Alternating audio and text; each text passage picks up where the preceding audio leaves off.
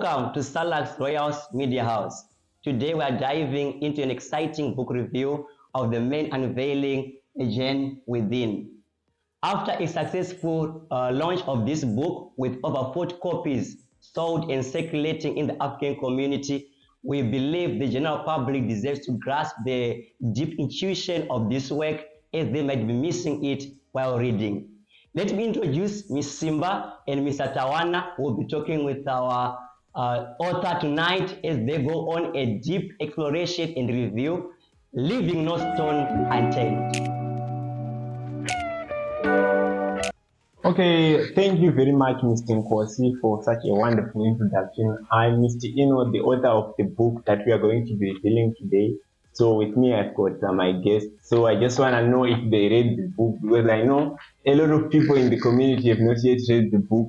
So take note from this interview as we try to make you understand some of the points that I write in my book. Mr. Simba, welcome. What did you understand from the text? Thank you so much, Mr. Innocent, for the invitation to this wonderful exploration about the book you wrote yourself.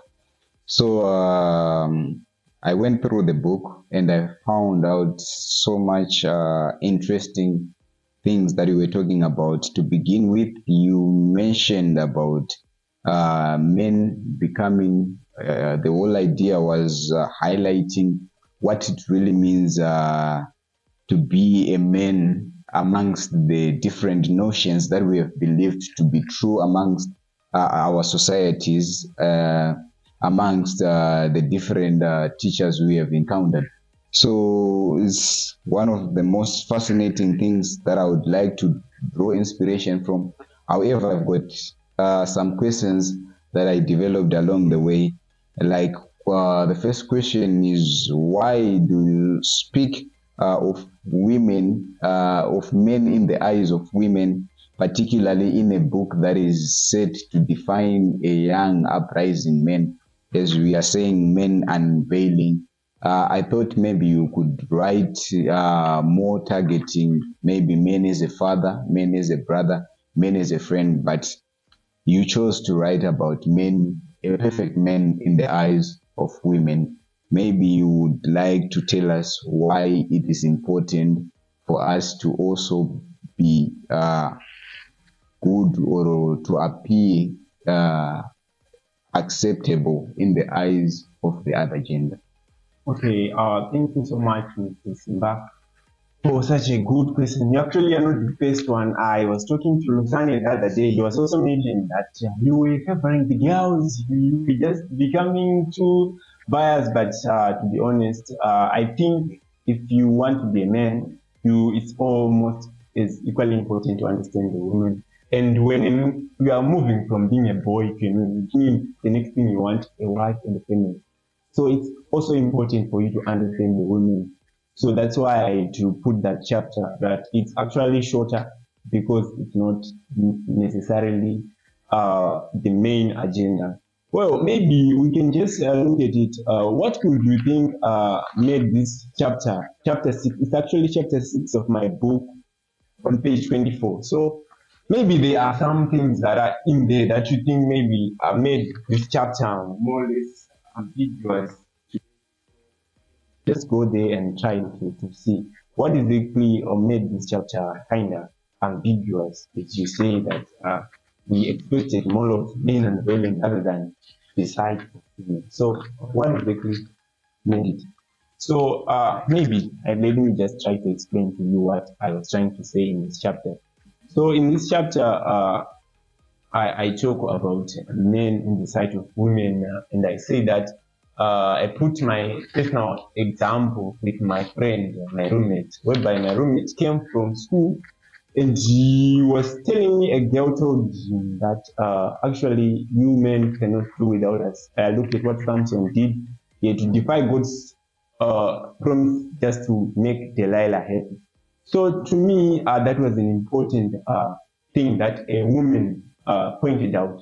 Because to an extent, many of the men out there, they think actually the women are so much into their provision, their money, their strength, but deep down, the women also require a man of virtue who is not going to bow down to whatever that the man is going to be asked by the woman. They want someone who is morally upright as well.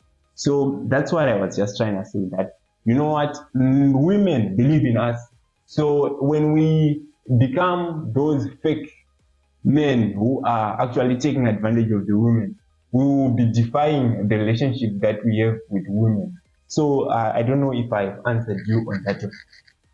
Yeah, rightfully said. I think you have done justice to that one. Maybe talking about also chapter 6, where you mention about men in mistakes. Uh, you know, this is one of the most interesting chapters. Why? Because I was also relating to the same chapter. Because as a man, I realized that I make some mistakes and I'm not so accountable for the mistakes that I do. And similarly, most of the men are not as accountable to the mistakes that they make. But in this book, we were saying that men should own up, men should take responsibility, and they should try and look back and reflect on the mistakes that they made so as to move forward. But as I look in the society, as I look in the communities, I realize that there are people that are continuously advancing despite making a lot of mistakes, which is very contradictory.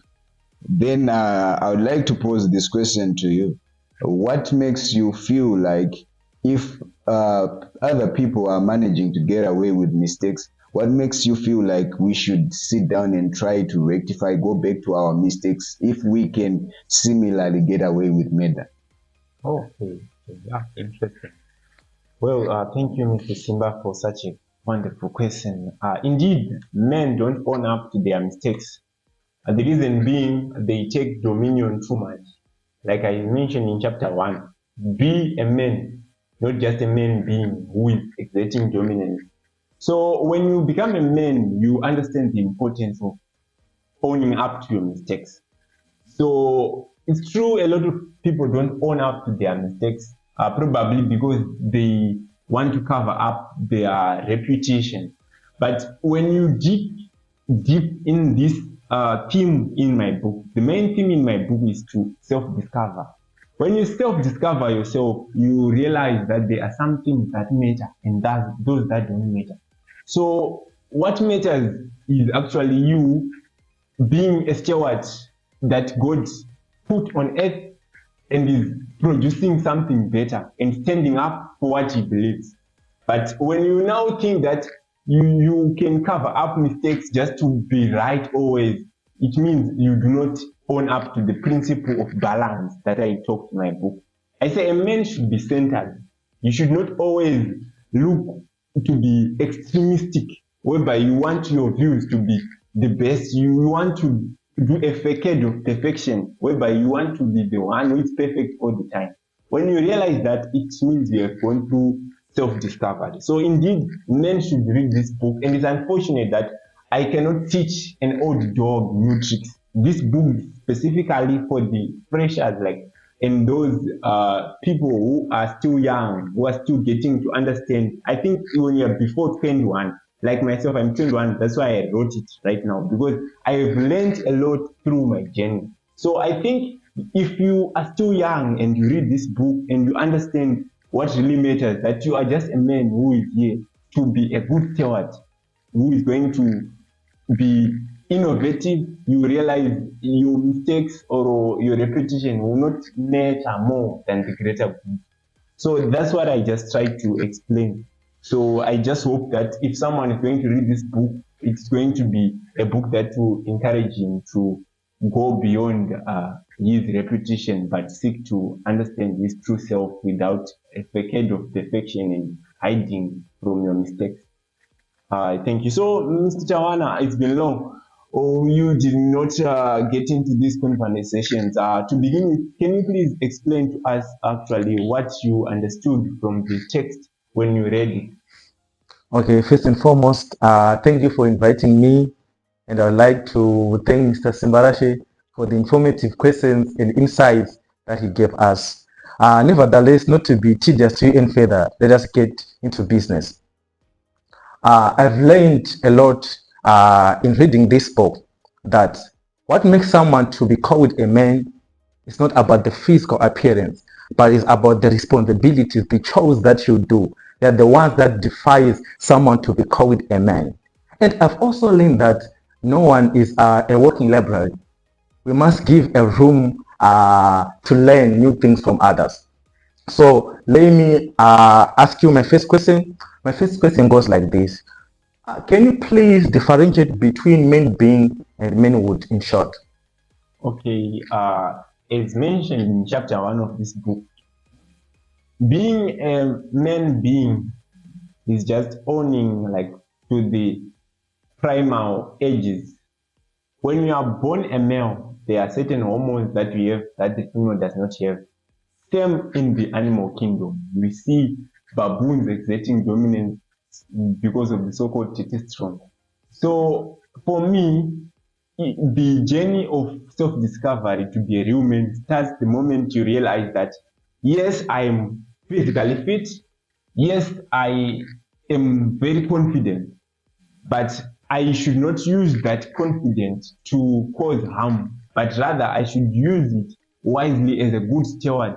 Like I put the parable of those men who were given different talents, and the other one buried his talent in the soil. So it's just a reflection that you should not misuse even the smallest thing that you are given, being a man by the nature as it is, like as you are born. So to me, the difference between a man and between a man and a man being is that a man is someone who goes to seek stewardship.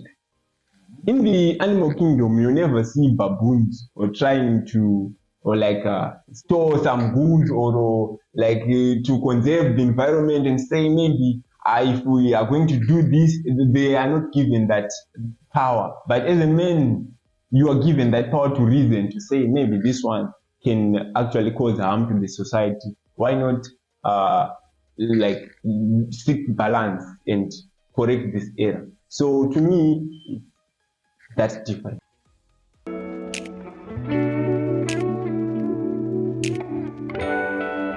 Okay, thank you for the wonderful break. Indeed, we deserved a break. So, Mr. Tawana, we were answering your question. So, can you please ask again? Thank you, sir. My second and last question goes like this. What do you think of men getting advices from women? The reason I ask this question is that some of us, the societies that we grew up in, it kind of painted an illusory image that portrayed us like bulls in a crop. Because by being men, they expected us to hover above. Yet this current world that we are living is proving us wrong. Because some of the things that women are doing, some of the things that men are doing, women are also doing, if not better. That's better. Mm. Okay, it's a nice question, Mr. Tawana. Thank you so much. So, I think chapter 2 of my book explains it. Greatness is not confined to men only. Women can also be great. I think I gave a nice example of the Indian Prime Minister. I think you understand how big India is, and we have a woman who is running their economy. Yeah, we always hear our father saying, I am the one who should plan things here, they work according to my plan. But we're seeing women holding a very large economy, which just shows that no, greatness is not confined to men only. The problem is that men sometimes have understood that they are the leaders and they think that it's actually showing weakness when you ask a woman. But if you wanna look at it from chapter like 5, where I talk of men in the sight of women, it's true the women seek advice from us, but it's not like showing weakness when you ask the women advices. What I would just encourage you is that you should not be complacent. Like I mentioned in my book in chapter 2, that will the one men who cry so easily be labeled the the cool men, or rather, those that cry so easily be labeled the warm men. It's not like that. If you are going to cry too much, you might soak yourself and you will be called the cold man. If you are now cold, it's now a problem because you are someone who can be carried from this side to that. You're just like a paper. You just go where the wind is going. So we don't expect a man who is going to be cold. But I always emphasize it all comes to balance and discernment. When you always seek balance, it's going to be easy. So I think I have answered you. Thank you so much, Mr. Tawana. Thank you, So I sir. think we can take a short break. Thank you to our listeners. Thank you so much, guys. I would like to thank our participants. I hope you guys were listening. That was very, very, very informative. Now, I would like to invite Mr. Shipena from Namibia and Mr. Titus up here. Okay, welcome to yet another episode where I have got guest, Mr. Shipena. So, Mr. Shipena, I can start with you. What did you understand from the text? Yeah, there were several chapters that resonated with me well from this book, but the chapters that really stood out were chapter 2 and 3, where you bring about the term that really fascinates me, and it's called Stoicism, you know? And if I'm well educated, if I'm not misinformed, the term comes from an Italian, background, and it basically talks about men not showcasing any emotion. I would like you to provide any additional information on? Yes, in your book you talk about emotional intelligence, but how would you find a fine balance between stoicism and being emotionally intelligent? Okay, well, my book was specifically like it has some elements of stoicism. So the unfortunate reality is that many people misunderstood the concept of stoicism. If you dig deep into the concept, it also emphasized on being a man of virtue, having the balance in your action. So moderation is a very important factor in the concept of stoicism. It just emphasizes that you should worry about the things that you can control. You know, sometimes you don't have money, right? And you keep on worrying. That does not help you, but rather finding alternatives to how you can get out of that situation can help. So that's how the Stoic philosophy is like. It does not want you to start to worry about those things that you can control. Rather, work on providing solutions. So I wouldn't want to go deep into it. I'm not so much into that philosophy as such. My book is specifically on a personal perspective, but I would want to say that concept is also a good concept because it was balanced. But many of us check the self the emotionless part and we ignore that this concept also puts some balance in it. So that's what I can say, my brother. Thank you for such a nice question. So maybe we can go to the other side. Mr. Comforter, what do you think about the text from your reading? All right. Thank you so much, Mr. Innocent. I really enjoyed the book to begin with, and I thank you for this work. It's really really impressive. Right. Thank you. So as for me, I'm well acquainted with chapter 3. Right. It resonates with me very well. It talks about his saying that when you're at the park, at the bus stop, as a man, what occupies your thoughts? And that's very well put out because generally people tend to listen to the world more than they listen to their own self, and the thoughts are the voices, like personal voices. So I would love you to kind of elaborate between how thoughts can really make up a great man, as in chapter 8. Can you link up the two? Okay, well, thank you so much for saying that, Mr. Comforter. Indeed, chapter 3 talks about the reality of what a man is. So I run a quote from the Bible. Uh, the Bible says that, as a man thinketh, so is he. So it's true that what you think as a man is what is going to make up the kind of man you want to be. So, indeed, that will also help you to become great because when you are listening to yourself more, you're going to understand yourself better. of course, greatness is all about you providing a great service to the world out there. So when you are someone who has understood himself through deep thought and introspection, Yeah. it's very, very easy for you not to be affected by fame. Like I like the example that I put in chapter 8 about Winky D.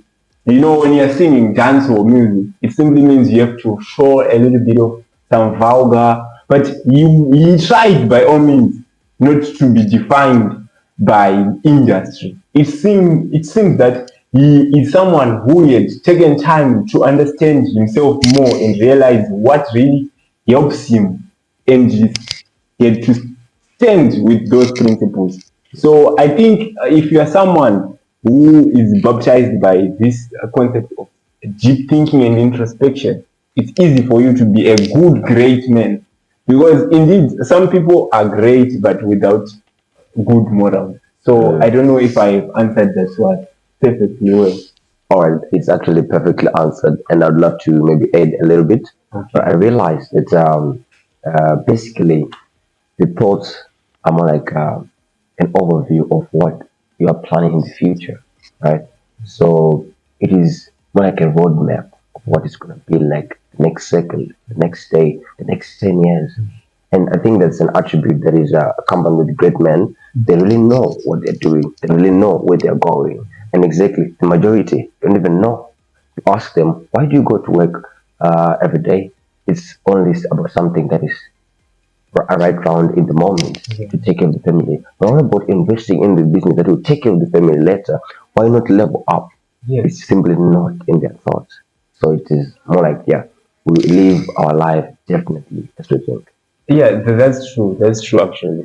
If you check the statistics, many of the inventors are men, which is something that I would want to attribute to the fact that if you're a man, if you take time to think, you have something that is unique within you that you might be depriving the world. So, indeed, chapter 3 is actually a chapter that I would encourage one to read and respect your thoughts.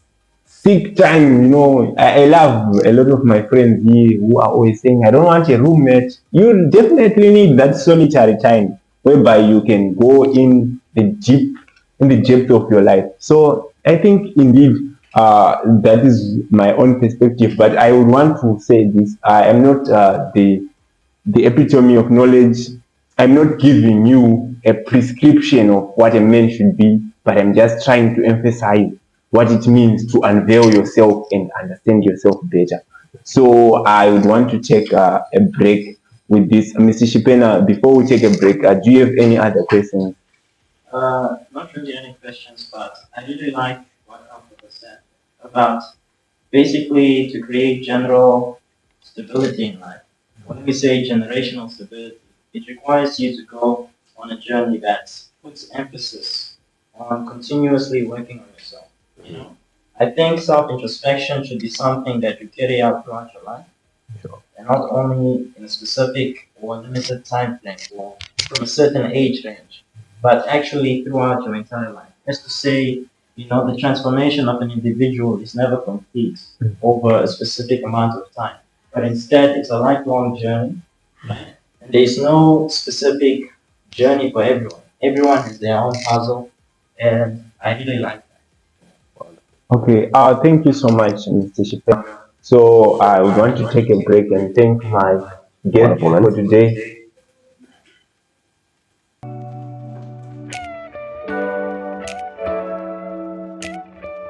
Wow, wow, wow. That was mind blowing. That was pandemagorious and also pandemagogous. I would like to thank all the participants and the author of the book. Thank you so much. Thank you for the insights. Guys, you need to buy this book. You need to get this book, right? You really need to learn from this book, and this is very, very, very good. Thank you.